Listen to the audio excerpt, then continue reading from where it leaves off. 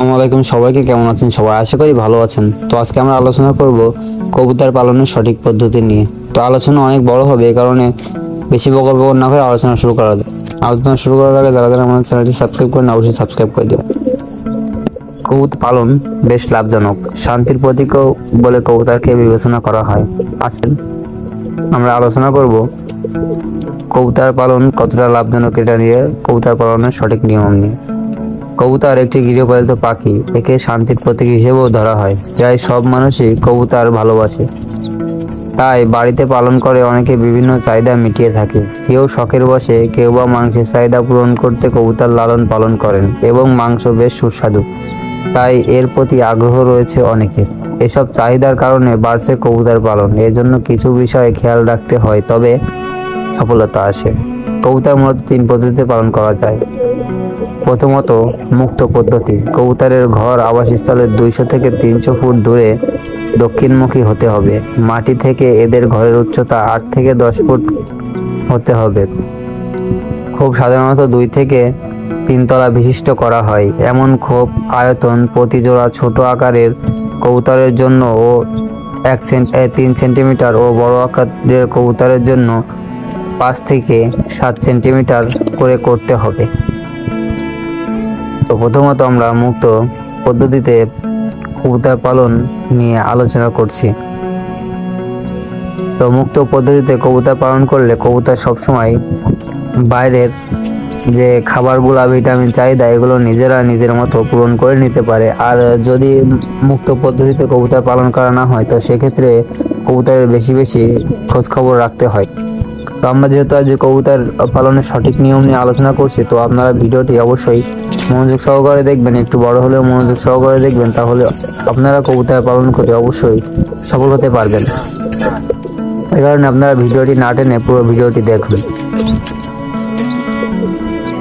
খাঁচা পদ্ধতিতে কবুতর পালন। দ্বিতীয়ত, খাঁচা পদ্ধতিতে কবুতর পালন। অনেক শৌখিন ব্যক্তি খাঁচায় বিভিন্ন ধরনের নজর কাড়া কবুতর পুষে থাকেন। তাদের পালন করা কবুতর যে কত সুন্দর হতে পারে তা না দেখলে বিশ্বাস করা যায় না। এসব খাঁচার আকার কেমন হবে তা নির্ভর করে আপনি কোন ধরনের কবুতর পালতে চাচ্ছেন তার ওপর। শুধু গিরিবাজ পালতে চাইলে ছোট বা মাঝারি আকারের খাঁচা হলেই চলবে। শৌখিন কবুতর পালতে চান তাহলে সাধারণের থেকে একটু বড় হতে হবে খাঁচা। ঘরের ভেতরে উন্মুক্ত পদ্ধতি। তৃতীয়ত আমরা আলোচনা করব ঘরের ভেতরে উন্মুক্ত পদ্ধতিতে কবুতর পালন। এই পদ্ধতিতে অনেক কবুতর একসঙ্গে পালন করা যায়। একটি খামারে 30 থেকে 40 জোড়া কবুতর আদর্শ। এমন ঘরের মাপ হবে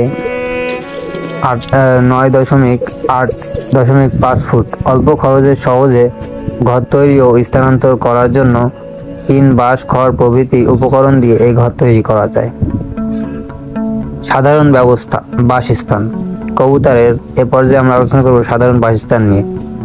উচ্চ বাসস্থান কবুতর পালনের জন্য খুব দরকার, কেননা উঁচু স্থানে কুকুর, বিড়াল, ইঁদুর ও অন্যান্য ক্ষতিকারক শিকারী থেকে বাঁচানো যায়। তাছাড়া এতে পর্যাপ্ত সূর্যের আলো ও বাতাস চলাচলের ব্যবস্থাও পাওয়া যায়। সতর্ক থাকতে হবে বৃষ্টির পানি যাতে সেখানে না পৌঁছায়, তাই প্রতিরোধকের ব্যবস্থা রাখতে হবে। কবুতরের ঘর তৈরির জন্য পাতলা কাঠ বা টিন অথবা বাঁশ প্রয়োজন। প্রতিটি কবুতরের জন্য 30 সেন্টিমিটার লম্বা বাসা তৈরি করতে হবে। আপনারা অবশ্যই কবুতরের খোপটি একটু উঁচু স্থানে বসানোর বা সেট করার চেষ্টা করবেন। তাহলে আপনার অনেক সময় আছে কুকুর, বিড়াল, এগুলো কবুতর খেতে চায়, তাহলে তারা খেতে পারবে না। উঁচু প্রশস্ত জায়গার প্রয়োজন। প্রতি ঘর এমনভাবে তৈরি করতে হবে যাতে সেখানে 3টি কবুতর থাকতে পারে।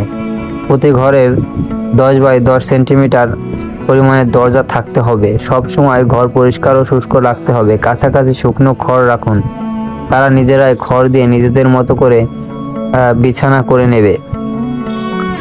বাইরে পাতলা কাঠ পেতে রাখতে হবে যাতে সেখানে খাবার ও পানি রাখা যায়। এখান থেকে এরা পান করবে ও পানির পাত্র থেকে গোসল করতে পারবে। সব সময় পরিষ্কার পানি পরিবেশনের চেষ্টা করবেন। এবার আমরা আসি খাবার নিয়ে। কবুতর সাধারণত গম, ভুট্টা, ধান, চাল, সর্ষে প্রভৃতি খেয়ে থাকে। এসব খাবার ঘরের সামনে রেখে দিলে নিজেরাই খেয়ে নেবে। তাদের ভালো স্বাস্থ্যের জন্য সুষম খাদ্য সরবরাহ করতে হবে। সুষম খাদ্য সরবরাহ করতে হবে। কবুতরের উপযুক্ত খাবার ছাড়াও চীনাবাদাম, সূর্যমুখী বীজ, কুসুম ফুলের বীজ, সবুজ মটর প্রভৃতি বাড়তি খাবার দিলে কবুতর বেশি ফিট থাকে। এছাড়াও আপনারা কবুতরকে ধান খাওয়াতে পারে। সব থেকে ভালো হয় কবুতরকে ধান খাওয়ালে কবুতরের চর্বি বেড়ে যায় না। তো আজকের ভিডিওটি এ পর্যন্ত। এই ভিডিওটি ভালো লাগলে অবশ্যই আমাদের চ্যানেলটি সাবস্ক্রাইব করে আমাদের পাশেই থাকবেন। ভিডিওটি যেহেতু একটু বড় হয়েছে এই জন্য আপনারা হয়তো কষ্ট পাচ্ছেন, কিন্তু কষ্ট পেলেও আপনারা ভিডিওটি থেকে অনেক উপকৃত হবেন। আজকের ভিডিওটি এ পর্যন্ত। ভিডিওটি ভালো লাগলে অবশ্যই আমাদের চ্যানেলটি সাবস্ক্রাইব করে দেবেন। ভালো থাকবেন, সুস্থ থাকবেন। আল্লাহ হাফেজ।